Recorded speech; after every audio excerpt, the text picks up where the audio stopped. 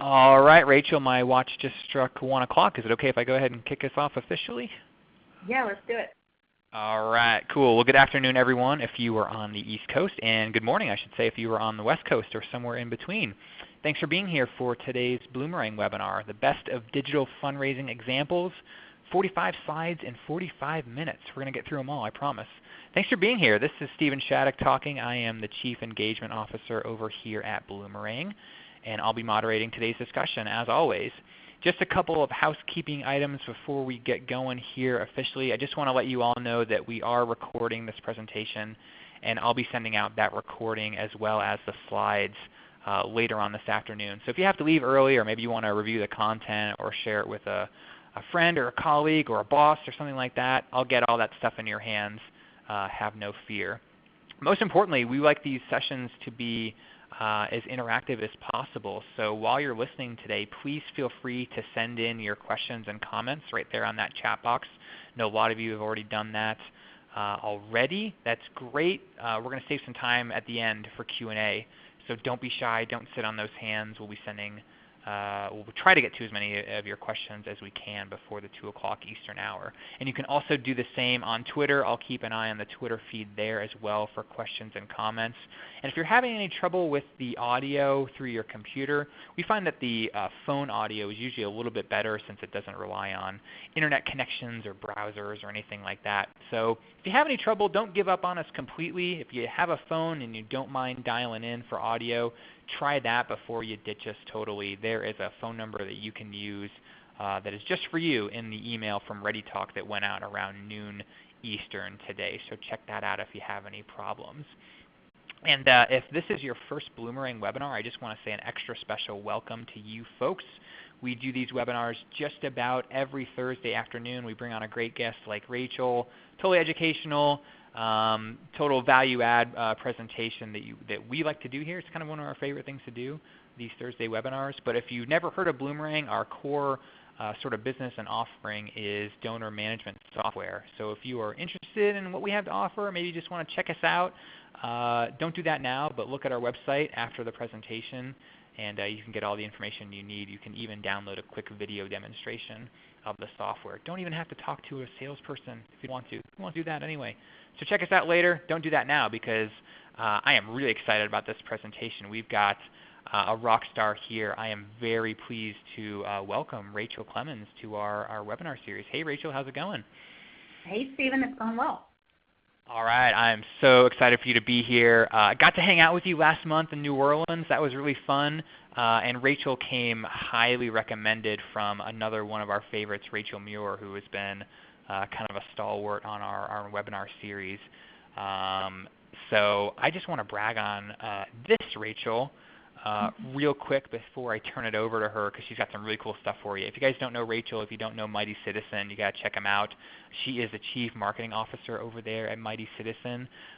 Rachel got her start as a designer, actually. She has been working here in the States. She's worked internationally in London and Australia, helping out in advertising with some serious household names.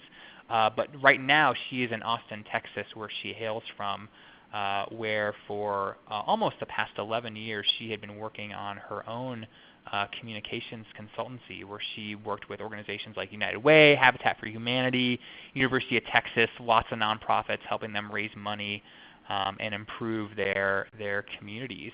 And back in 2016, she merged with another agency, and that is how Mighty Citizen was born. And since then, she's been working with all their nonprofit clients on branding, marketing, digital campaigns.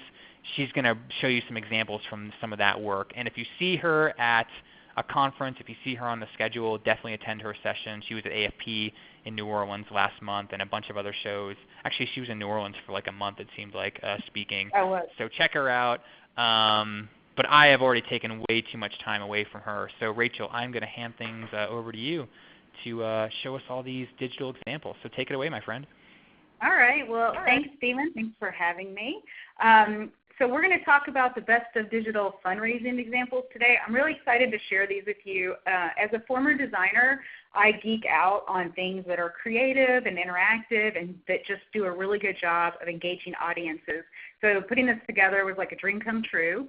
I just presented it at the Nonprofit Technology Conference, which was in New Orleans in April. So if you weren't able to go to that conference, you're getting some of that great content for free.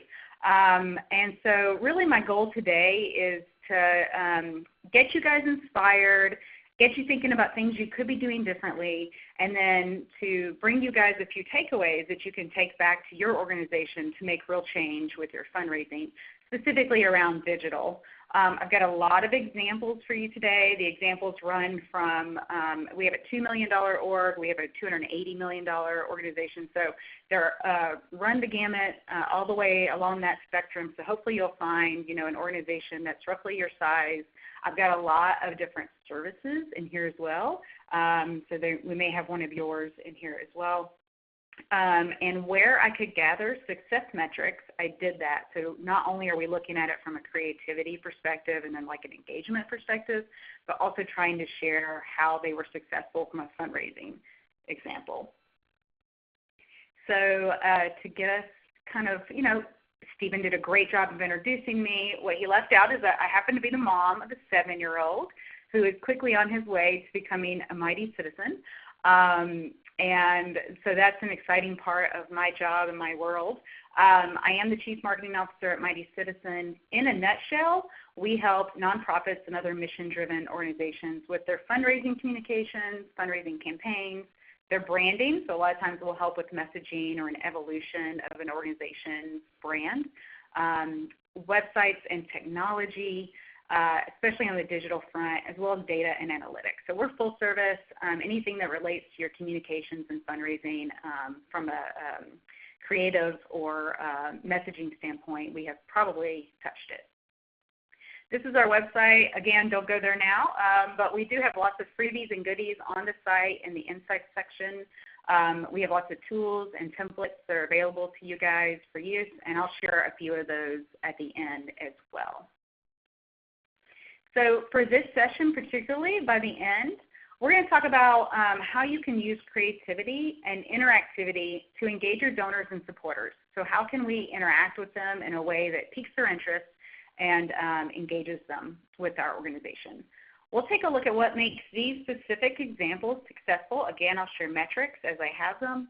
And we'll look at takeaways for each one that you guys can share with your teams to create real change and talk about what needs to happen to create that change. So let's talk about why this matters in the first place. Like, why are we even talking about digital fundraising? So I've got a quick poll for you guys, and that'll come up here in a moment. But the question is, what percentage of your donations are you currently receiving online? So is it less than 10%? 10 to 25% or 25% or more, and I'm seeing results coming in. For the organizations we work with, they tend to be in the 10 to 30% range. Let's see, you guys are saying less than 10% is the overwhelming majority, about 90 of you, and then half of you are saying 10 to 25, and about, I would say, 10 to 20% of you guys are saying 25% or more. So let's take a look at what the data actually says. So this comes from Blackbaud's Charitable Giving Report, and they show that currently in 2017, 7.6% of total fundraising comes from online giving. We know why that's the case. Most of our gifts are still major gifts. They're coming in through checks or other means, and they are not necessarily coming in online. But the key takeaway here is that this is increasing, and it's increasing in a growing pattern. We can see that there with the chart. And so as younger audiences specifically start to come into their own, we know that we will expect this to continue to increase. From a mobile perspective, it's actually growing even faster when you talk about the percentage of online donations that are made from a mobile device. So in 2017, all the online donations that were made, 21% of them came from mobile. And so, of course, we see that growing even faster. We know that as our mobile devices get more sophisticated and larger, in fact, that we'll probably see the adoption of those devices just continue to increase. So it's important because it's growing, and a lot of us are starting to turn our attention to digital fundraising because maybe we've had more traditional means in the past. So the first example we're going to look at is United Way for Greater Austin. They do happen to be a former client of Mighty Citizens. So this is the one example in the presentation where we're showing our own work in case you're curious. They serve the Central Texas area, the Greater Austin area, and they have a $15 million operating budget. So to give you some idea of their scale. Now their goal, they have the challenge of, because they are part of United Way, many research showed that many people thought that the money they gave to the United Way in Austin went outside of Austin. So it either went, to DC or it went across the globe. Formerly, their name was United Way for the capital area, and so that didn't help that perception. And so they went through a name change. They went to United Way for Greater Austin, and the goal with the fundraising campaign and the awareness campaign was really to let local donors know that the money they give in Austin stays in Austin. So if you're part of a larger nonprofit, if you're a Habitat or a YMCA or something like that, you may have felt this challenge as well. So in thinking about how to spread the message that the money that is given here stays here and that United Way is embedded here in the Austin area, we started with a concept. And when you think about your fundraising efforts, think about what the big idea is. So if someone asks, well, what's the big idea with this campaign, you should have a good answer for them. What a big idea does for you is it makes it easier to be consistent across the campaign, and I'm going to show you how we did that for United Way. And it's also easier with limited resources, and I'll show you what that means as well. So our goal was to tie in United Way to the Austin community, and so we happened to develop a Makes Austin Greater campaign. That's what you're looking at here. It's a fill-in-the-blank campaign. So Austin is really a unique city. It's different for everyone who interacts with it, and everyone gets a little something different out of it. And so here's an example of how United Way used this in their campaign. So the first one says queso makes Austin greater. If you've been to Austin, you know this is true. We have the best queso. And so that one's tying into Austin specifically. We also have giving back makes Austin greater. Your support makes Austin greater. So those two are tying into how the donors make Austin greater, or potentially volunteers. And then you've also got live music, again, an Austin attribute. So as you can see with this campaign, it ties into a variety of messages, both bringing in the Austin component with some of the queso and live music, but also tying in to the nonprofit itself with giving back and your support. So we ran this campaign in lots of different ways. Digitally, we ran it through online advertising and through emails. So the online advertising was actually donated from our main newspaper here in town, and you can see those on the left. They say things like overcoming barriers to success, make Austin greater, investing locally, makes Austin greater. So again, tying in the local message with the donate, call to action. And then on the emails, helping our most vulnerable kids, makes Austin greater. And these all pointed to the fundraising page of their website. We also push it on social a lot. And when I say we, I really mean United Way. I mean, we were involved in the creation of the campaign and some of the strategy of the campaign. But once we had the materials in place, they were really able to run with this campaign and do a lot of the execution.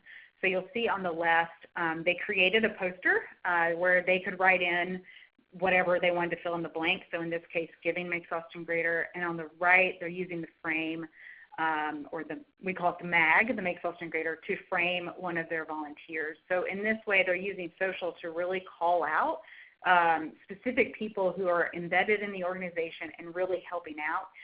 They do a great job on Thursdays. They do a Thank You Thursday, and so they will highlight a volunteer or a donor and give them special credit. Here's some additional look at extended social media graphics and how the campaign has been used. So on the left, they have, they're thanking Escape, which is one of their corporate partners. They use it for holidays. AJ, the third image there, is a member of their Young Leadership Society, and so he's an influencer on social. He's got a lot of large audiences, and so they're highlighting AJ and his work with United Way, not only giving him, special attention, but also tapping into his audiences on social. This is another great view of how the campaign has lived. As I mentioned, it's lived over 3 to 5 years or so by now. They've been really managing it in-house. And what this does is show you the breadth of the campaign. So keep in mind, I think a lot as we tend to work on our campaigns and give them, a lifetime or what feels like a lifetime, we start to get sick of our campaign. So like, by the end, you might be like, I am so sick of seeing Makes Austin Greater. But keep in mind, as you, the organization, just starts to get tired of something, that's when your audiences start paying attention and start noticing. It takes a while for them to go, oh yeah, I've been seeing this around. So just keep in mind that, people don't think about us as much as we think about us. And so just when you're starting to get sick of it, just know that that's when people are starting to pay attention.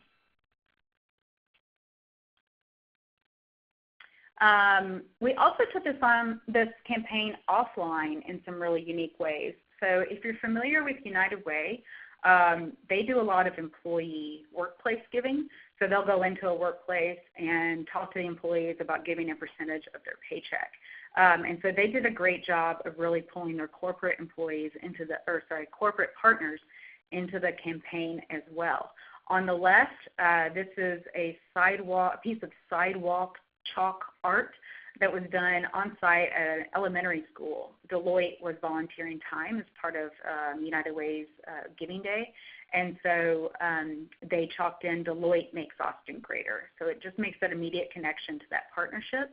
And then on the right, this is the break room wall of Samsung. Samsung is a very key partner for United Way here in Austin, and the employees who give to United Way through their paychecks created Makes Austin Greater basically posters that they then hung in the break room wall and shared what makes Austin greater to them. So there's funny things like Ryan Gosling sightings. He happens to be in Austin a lot. Somebody thinks that makes Austin greater. Dog parks, pedicabs, things like that. We also used it for events. So we created a frame, like a physical frame, nice and lightweight, so that people could stand behind it and frame their images, and basically showcase that they make Austin greater in their own ways. And you'll see some students here from United Way's Middle School Matters behind the frame. We also used it as backdrops for events. You can see that on the bottom right, and then as thank you notes, things like that. So just really giving it a lot of character.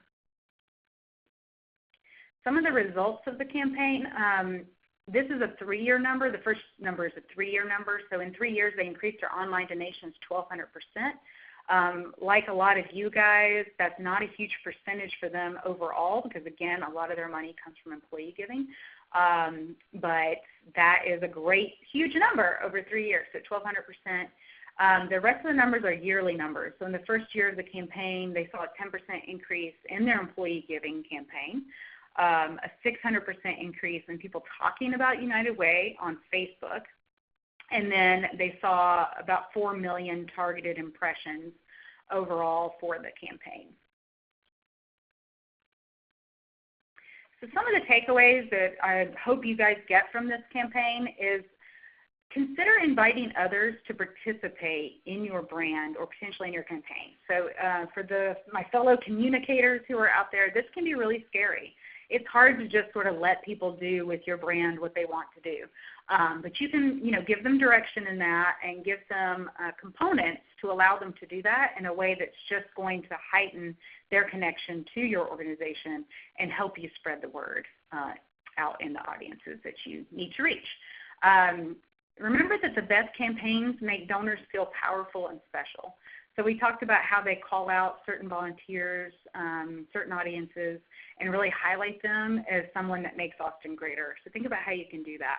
One thing I didn't mention that they do is on their business cards, on one side we have the Makes Austin Greater with the blank, and they can fill in before they go meet with that person, either the name of the person or the name of the corporation. So if they're meeting with me, they might write in Mighty Citizen Makes Austin Greater, or Rachel Makes Austin Greater. And so again, it's just tying it back to that personal connection. And then lastly, you're going to hear this from me a lot, creativity goes a really long way. Of course, I'm a former designer, I believe in this, but we have to make people feel something. either they need to identify with our organization or we need to pique their interest in some way, and this campaign did a really good job of that. So moving on, the next one we're going to talk about is Literacy First. They're a local organization, and they have an operating budget of about $3 million. I'll go into them a little bit more in a moment, but just know that their goal was overarchingly to diversify their income by increasing the number of individual donors to the organization. So to tell you a little bit more about what that means, Literacy First is actually part of the University of Texas. So they are a program within a program at the University of Texas. That means that UT funds a lot of their operational costs, and that's about it. The rest of their money comes from major gifts, grants, things like that. They really wanted to increase the number of individual donors they have because they're so closely tied to this other organization, UT, they don't want to always have to count on UT, and so they needed to increase individual donors. What they do is they are a K through second grade literacy group.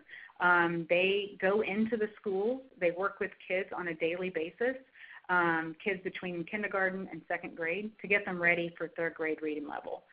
Research shows that that's a really important time, and so they're in there from kindergarten to second. They use AmeriCorps volunteers, so their volunteers are typically younger people who have given a year of service, and they go in, they work in these schools, and they are there every single day with the kids as part of their tutors. So we're going to talk today about a campaign that Literacy First did as part of a giving day. So we have a giving day here in Austin called Amplify Austin. It's in March. It runs 24 hours, and Literacy First really made it a larger component of their fundraising this year. So again, they wanted to increase the number of individual donors. They started email communications about 4 weeks out from the giving day, and they sent about 4 emails in those 4 weeks. The emails talk about the fact that Amplify is coming up, so they're raising awareness that Amplify is on its way, letting people know when it is, and also letting them know that they could pre-book donations, so you can actually go ahead and commit to make a donation before the actual giving day. One thing you'll notice in the work for Literacy First is they've got these great photos. So they're custom photos for them. They're not stock photos. You can see their logo in some of the T-shirts. And they do a great job of really showcasing the work that their tutors are doing in the space. A lot of times we want to go with stock photos. It is cheaper, but they do tend to make a difference when you have custom photography. So Literacy First also shared on social, and you'll see that the message is consistent across all the digital platforms and really pushing this idea that Amplify is coming. One of the great things they did is they got their board involved. So Literacy First is also a former client of Mighty Citizen. We have not done fundraising materials for them. We did their brand and some work with that. And one of the things we found when we worked with them a couple of years ago is that their board was not really a donating board, meaning there was no give or get. They were an advisory board. They were not only not giving to the organization, but not fundraising for them either. And so they made a real effort to integrate their board into their fundraising, get them involved. And so during Amplify Austin, they gave them all the materials they needed to fundraise on their behalf. So on the left, you're seeing a step-by-step guide for how to fundraise during Amplify Austin. And during Amplify Austin, fundraisers can create their own fundraising pages. So that's telling them how to do that, what that looks like, walking them through each step. They also provided logo files, image files to give them the assets they need to help them spread the message. They gave them text for everything. So you're looking here at a Facebook message, also an email thank you message. They gave the board members every possible thing they could need to make it really easy for them to for the board to fundraise, and they had 100% participation with the board. So that's a long way from where they were just a couple years ago. They also created a video. I don't know how many of you guys are using video yet in your fundraising. I think we have a lot of hesitancy to work with video because, we think it's expensive. We're worried about the production value. Literacy First, like I said, they have these young tutors, volunteer AmeriCorps tutors in their ranks every year, and these tutors have great skills, and they managed to, actually the tutors came to Literacy First and said, we want to create a video that shows the work we do every day. So they created a day in the life video that really brought the mission home. If you went to school in America, this looks like every class or every school you have ever seen. It looks like my school from 30 years ago. Let's be honest, maybe 40 years ago, but gives you a good feel for the mission of Literacy First and really gives you an idea of what's happening and what the tutors are doing every day.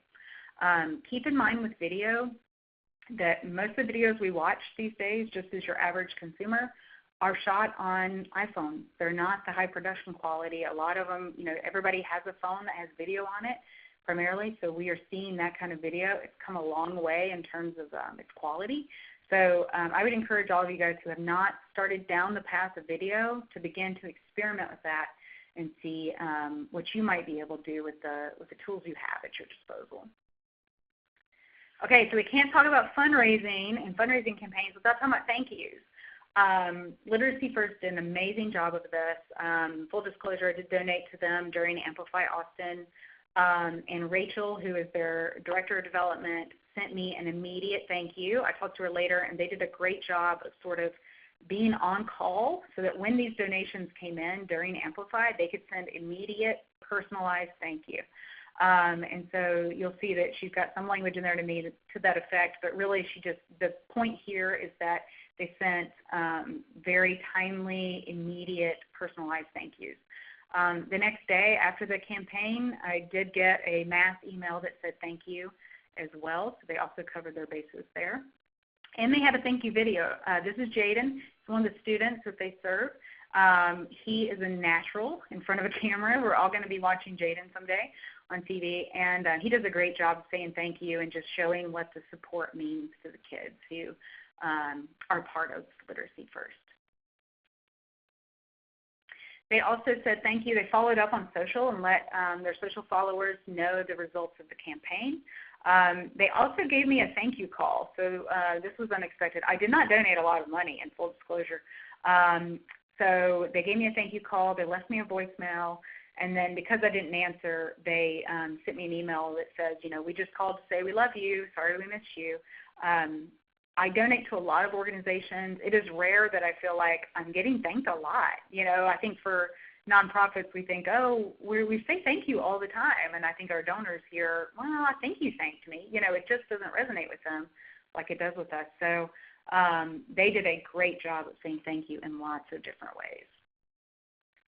So some of the results, they saw a 50% increase in their online donations over last year's Giving Day.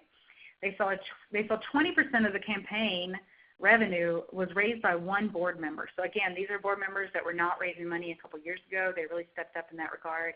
And one person had raised about 20% of the overall revenue. That's big. And then you may remember their original goal was to increase the number of individual donors to the organization. And so they saw a 50% increase in new donors as well. Some of the takeaways we can tap into here is tap into your board's fundraising potential. Give them all the assets they need and make it really easy on them. They have day jobs. They have they have big jobs, big important lives. Make sure that they are taken care of in that regard and make it easy on them.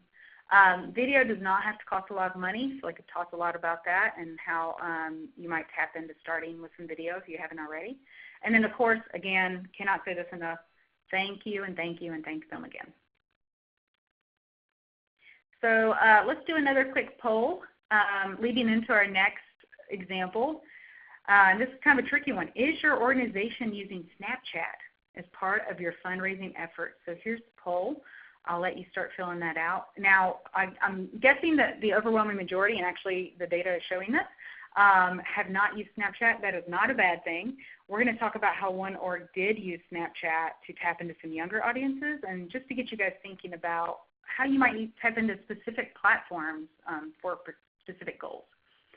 So this example is from the World Wildlife Fund. Globally, they are a $280 million organization. This particular campaign came from the Danish branch of the World Wildlife Fund. Their goal was to raise awareness among young audiences and increase the donations for endangered animals. So overarchingly, they always want to increase donations for endangered animals. That's their goal in their jobs. But they also wanted to raise awareness specifically for this campaign among young audiences. So this is the Last Selfie campaign. They're tapping into something that younger generations know instinctively, which is selfies.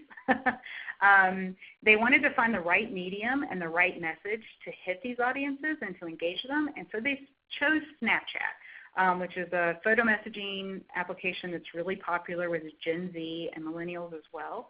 For those of you that aren't familiar, when an image is sent with Snapchat, once it's viewed, it disappears in seconds. So that's sort of the native Snapchat functionality, and it has no chance of being seen again.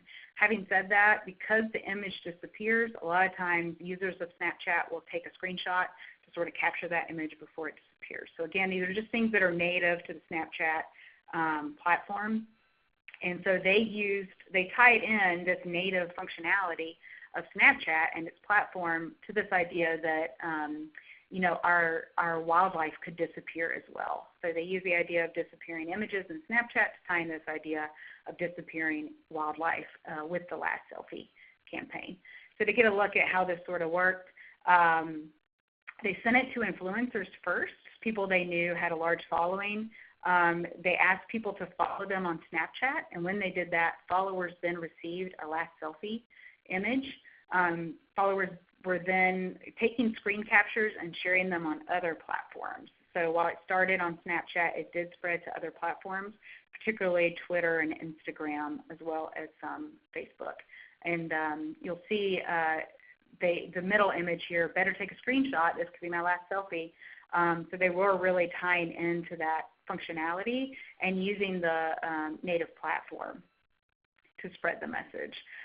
Users could take action by sharing those screenshots on other social accounts.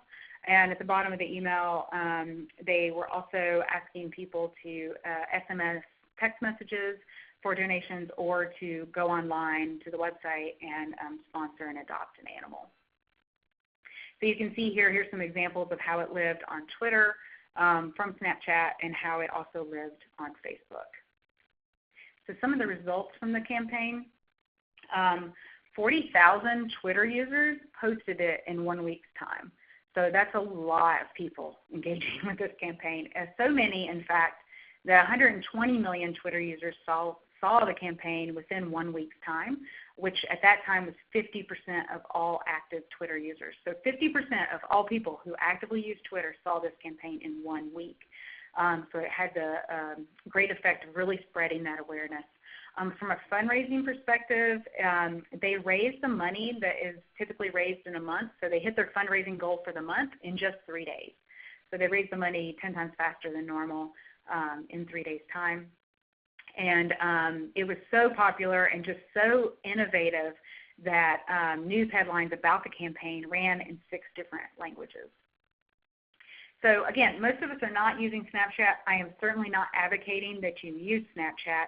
What I really want you to take away from this is that you can run a very specific campaign for a very specific audience and see great success from it. So I do not have data about how much money they spent on this campaign, but I have read that they did not spend much money because the big idea was there. It was really about the idea, and then they used, Snapchat and did not pay for that. I don't believe they paid any influencers. So they saw great success from a campaign that was really targeted. So think about if you've got targets that you could reach in unique ways. The biggest takeaway from this, too, is that they used the platform to really reach their audience. So they said, where are audiences that we need to reach, and then how can we go where they already are, and how can we pique their interest there? They used the medium to help convey the message. It's just really clever. Using disappearing images to convey disappearing animals is, that's compelling. Our next example is from Habitat for Humanity for Greater San Francisco. They are about an $18 million organization, and they have the great job of dealing with affordability in San Francisco, which I think even if we're not from there, we know what that might look like. So they had two goals for this campaign. One was to have an authentic conversation. What I mean by that is this campaign launched in spring of 2017.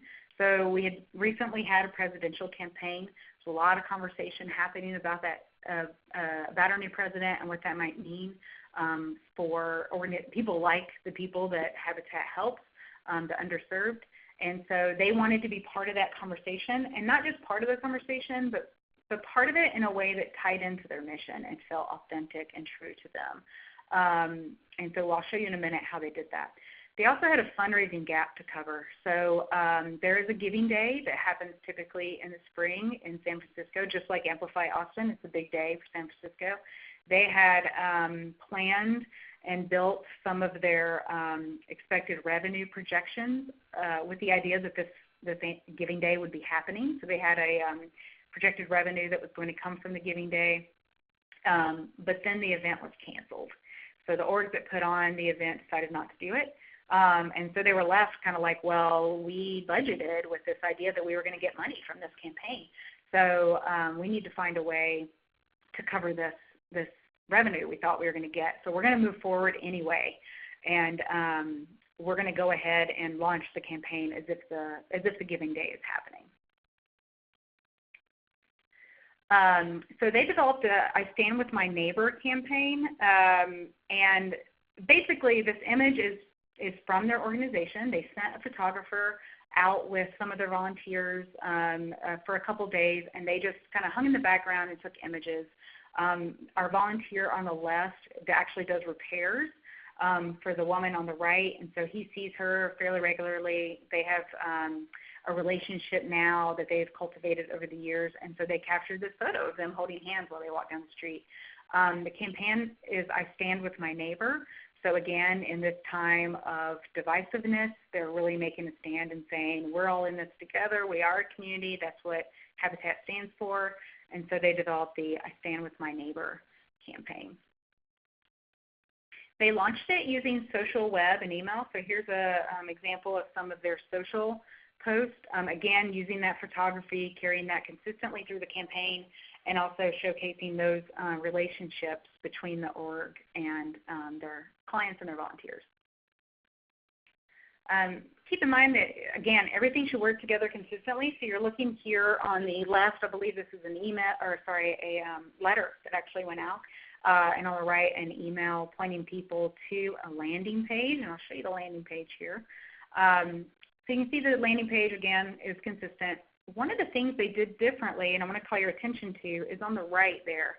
So they did this 7-week pledge. A lot of their communication was really around asking people to sign up to commit to 7 weeks of furthering community beyond their doorstep. And I'll show you in a minute some of the details from that.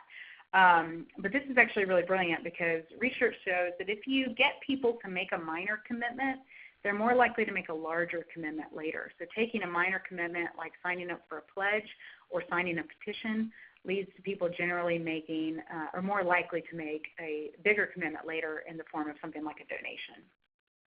So how this works, it focused on 7 weeks of action. So when someone signed the pledge, they got an intro email asking them to share the campaign via social and explaining the campaign.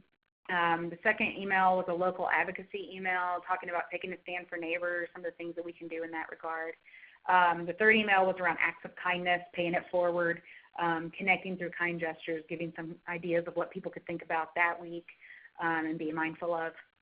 The fourth week was around emergency preparedness, being prepared for an emergency, especially in San Francisco where they're thinking about earthquakes, making sure they were protected, making sure their neighbors were protected and well cared for.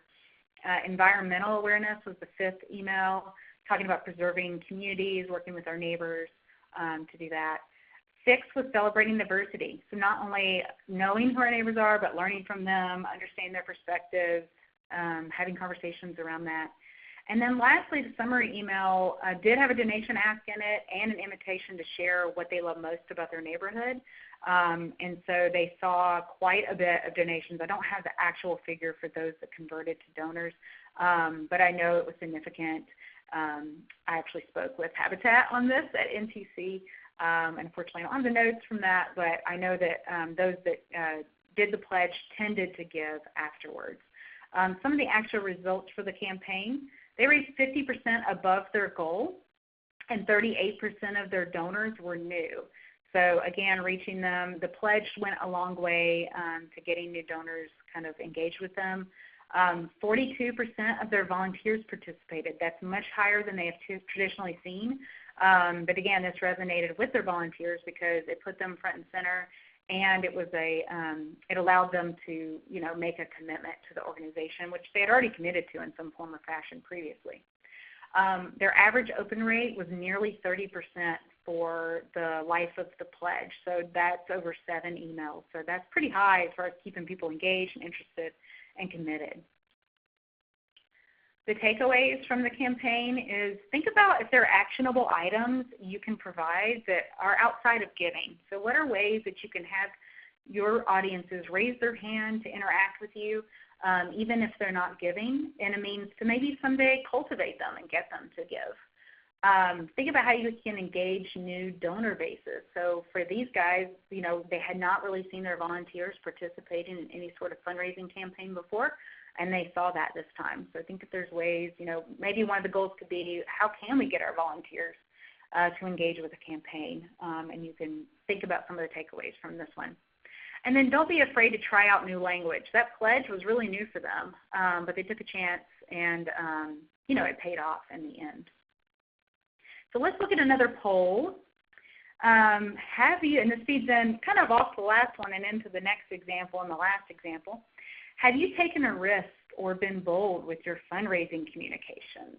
So I'll let you guys answer that there. What I mean by that is you kind of know you're being bold when you get a little nervous maybe, right? And you kind of feel like there are some people that are going to love this and there are some people that are not. So the results are showing that about 60% of you are saying no, and about 40% of you are saying yes. So I actually love seeing the yes answer. I'm kind of surprised by that. That is great. For those of you that feel like you haven't, we know why. We have boards we have to please. We have donors we have to please. Sometimes it can be really difficult, either within our organization or sometimes outside of it, to be a little bit more risk-taking and progressive. But let's take a look at an example of an org that did a really good job of this. So this is the Animal Protective Association of Missouri. They're based out of St. Louis. They are an animal shelter. They adopt out about 3,500 animals every year. They have an operating budget of $2 million. They're actually our smallest example in this presentation. And their goal is to increase senior dog adoption. So it's actually not a fundraising campaign, at least not to start, but it is to increase the number of senior dog adoptions. I'll show you sort of the first image from this. So they launched the campaign. It's a very timely campaign. It literally launched at the end of March, so it's brand new. They kicked off the campaign with an adult happy hour. So the text here says, I'm a grown-ass adult. Let's celebrate National Puppy Day with an adult happy hour.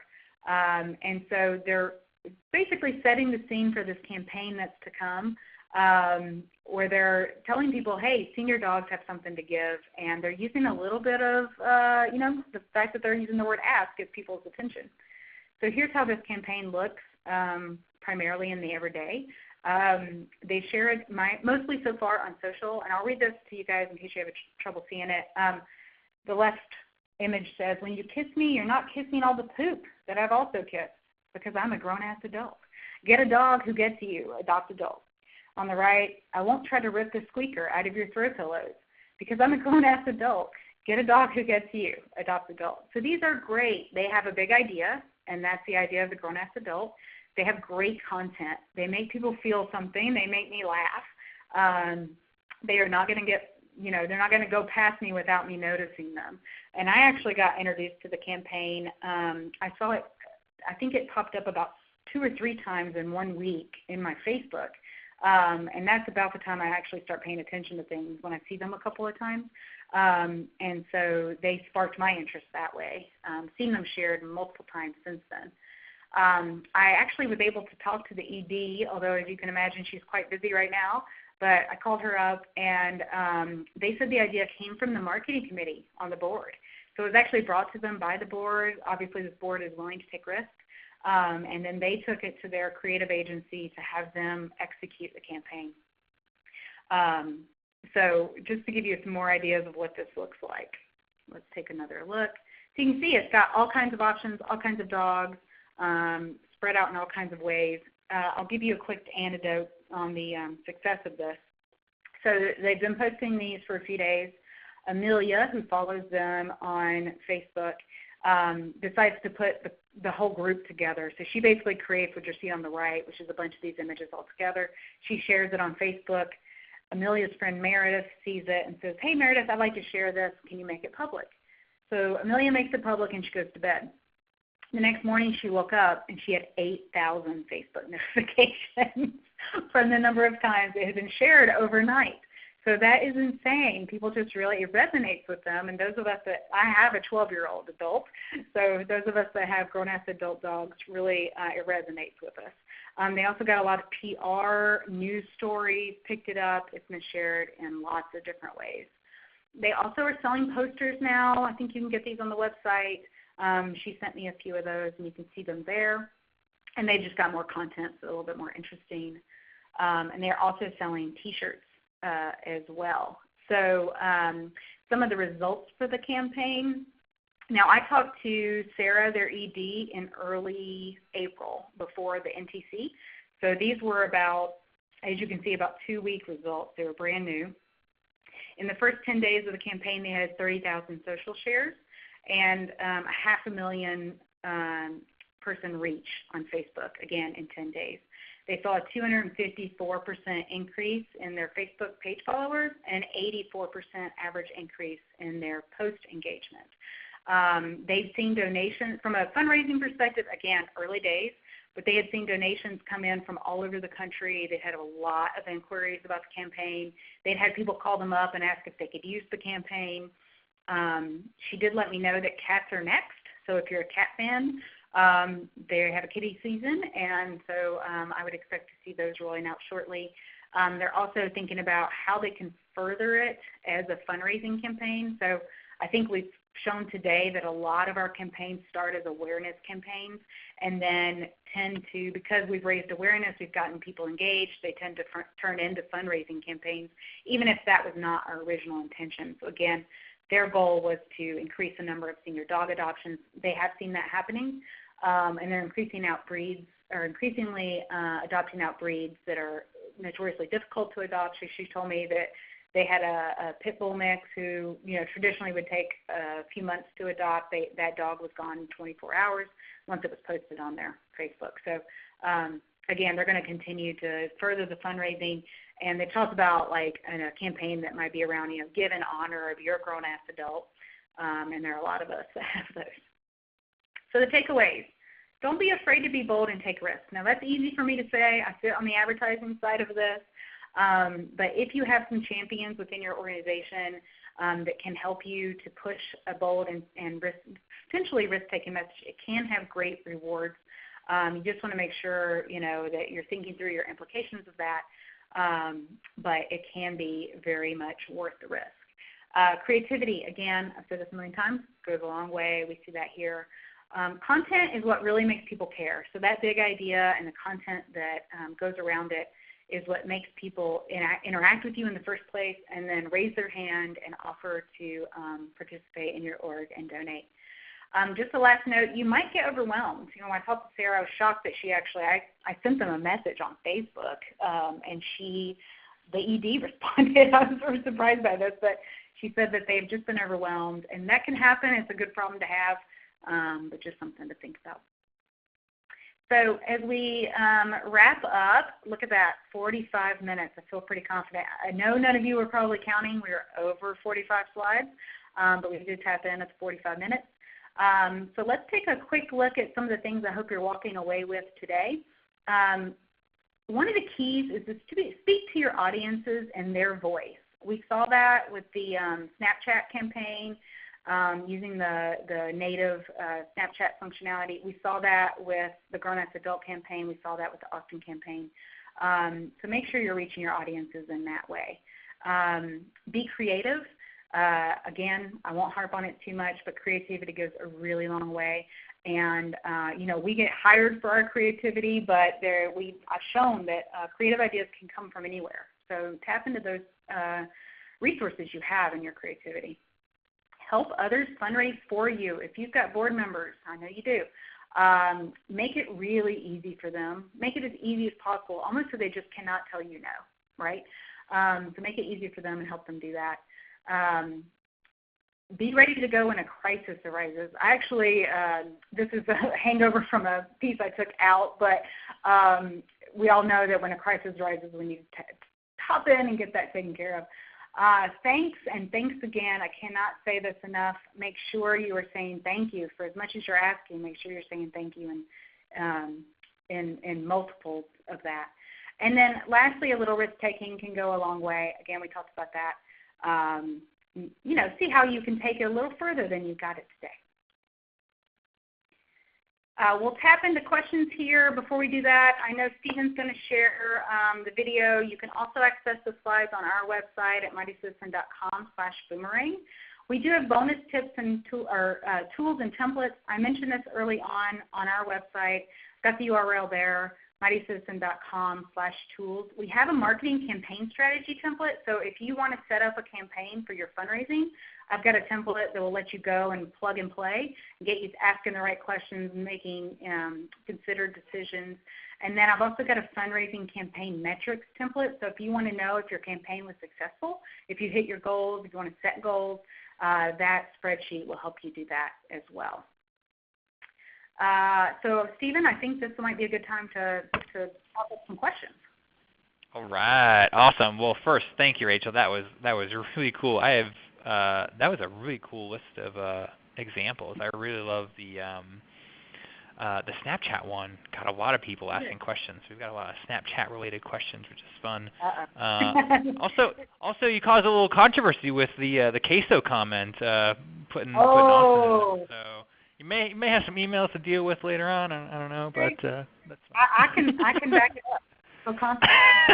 Okay, I'll let you fight that fight afterwards. I'll skip the queso related questions over the next 5 minutes or so. But yeah, if you have not asked a question, please ask one now. We got a little bit of time. Probably won't get to all of them, but I'll try to pull out some juicy ones here. And like Rachel said, you can get the slides there on her website. I'll send them out. I'll send out the recording. I'm going to get you all that good stuff if in case you don't leave here with that stuff. So your first example, Rachel, the Facebook images from United Way. Did you have any issues with the kind of the quantity of text on there? Because I know Facebook is kind of weird about like how much text they allow on images, or is that just for paid ads versus organic content? Did you have any issues with sort of Facebook having issues with that content? It seems like not, yeah, right? So this was a while ago. This was a few years ago, so I can't actually say if that was a concern back then. But I also don't. This was also before you had to pretty much pay for anything you posted. Yeah, so, I think that's only a paid ad issue. I think if you just post it organically, they don't care about. Okay, right. very cool. So how were you able to, a couple people asked this, but Kathleen said it here, how were you able to track your online donations from that campaign? Did you have like dedicated URLs that were only put in those posts, so it was the only way people could donate to it, or how did you kind of do the attribution for the success of that campaign? Yeah, so it had a custom landing page, so we were able to say that the donations were coming from that landing page. Very cool.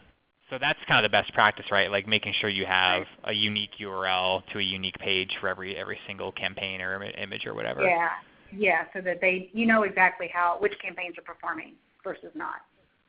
Okay, very cool. Here's one from Christina. Christina works at a Big Brothers Big Sisters. Struggling a little bit with kind of privacy and specifically child safety and privacy when posting photos of maybe the kids in their program.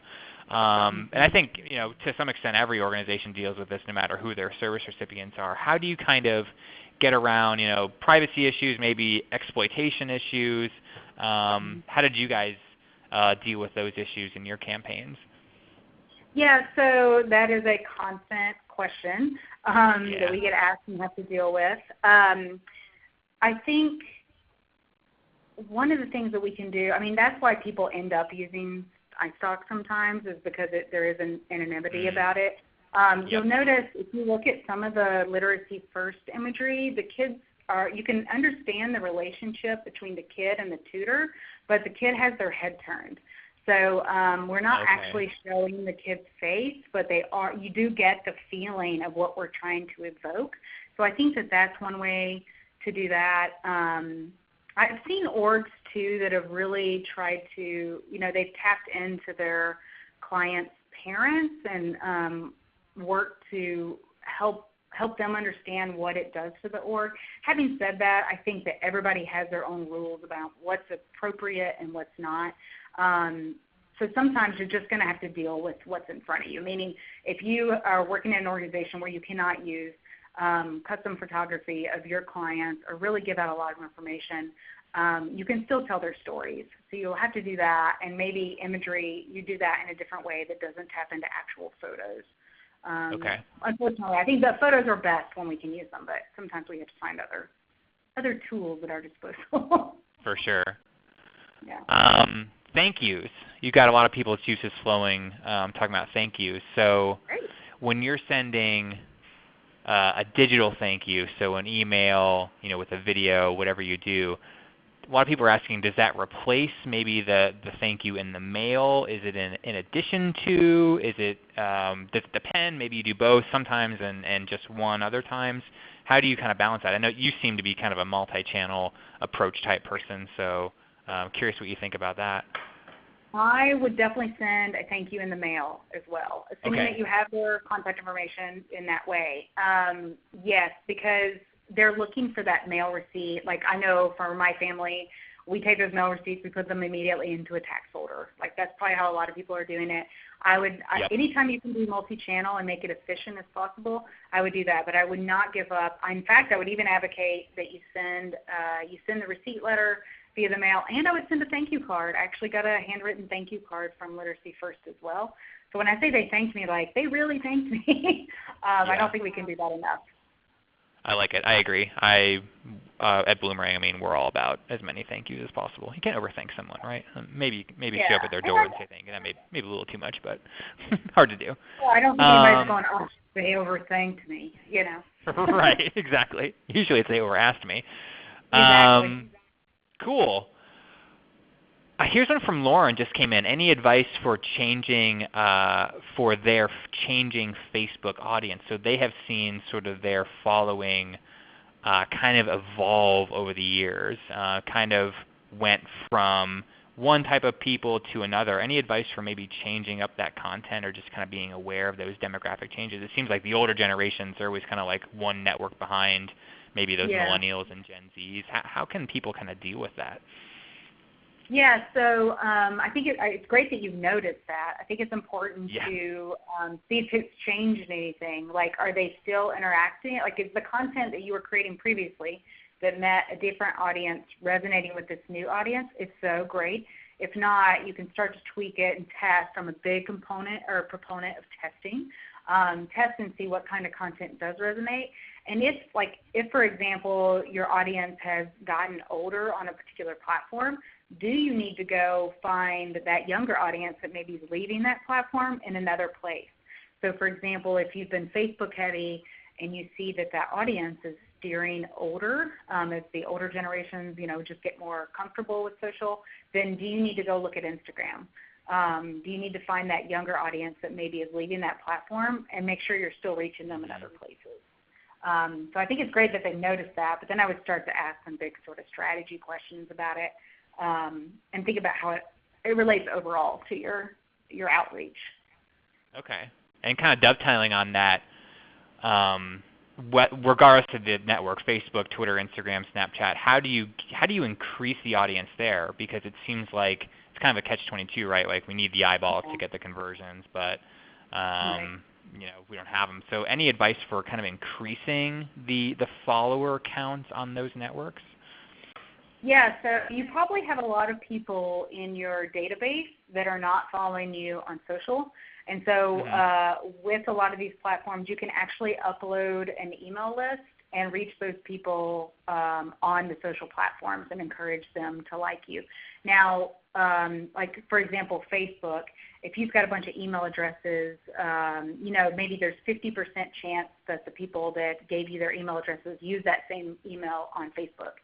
So it's not a one-to-one, 100%. But that can be a way to kind of reach out to people that are already engaged with you in some way and try to get them to engage with you on social. Another option, there's a lot of software out there now. There's one called People Pattern. There's one called Umble.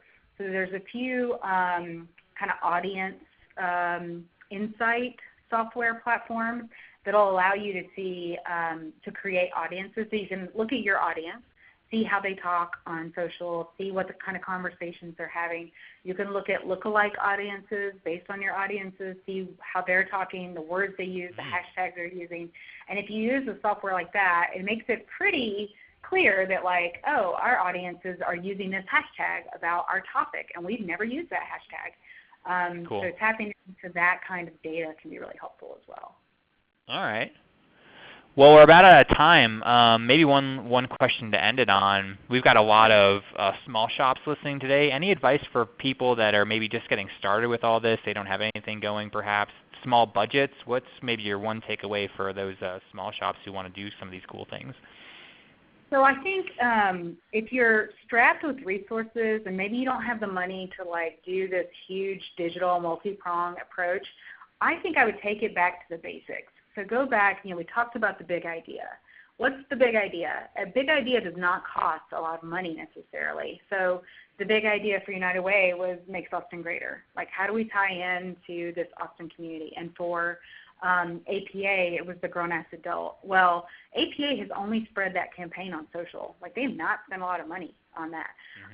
It's just had a great idea. So I think for those that are especially strapped, looking at kind of cultivating the big idea is sort of the most important and probably the most efficient thing you can do. Love it. Rachel, this was awesome. I know we didn't get to all the questions, but are you willing to take questions maybe by email or Twitter or maybe Snapchat? Yeah. So you can reach us if you want. If you're a tweeter, you can send it to You Are Mighty. Or my email is rclemens@mightysystem.com. I will happily take any questions and try my best to answer them, or try my best to get you an answer if I don't know. But yeah, I would be happy for people to reach out. Very cool. Well, this is awesome. I'll have to have you back for another 45 to 70 slides, whatever it ended up being.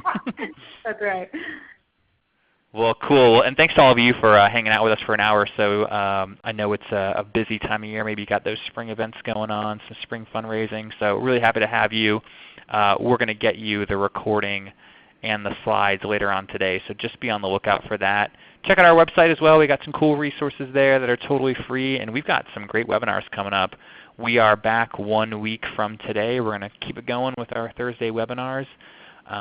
Speaking of events, if you need some help wooing corporate sponsors, be here 1 week from today, same time, 1 p.m. Eastern. We've got Joanna Hogan who's going to talk about how to get those corporate sponsors.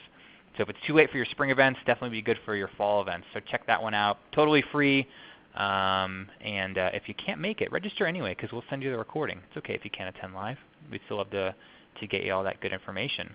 So check that out. Look for an email from me later on today with the recording of today's session.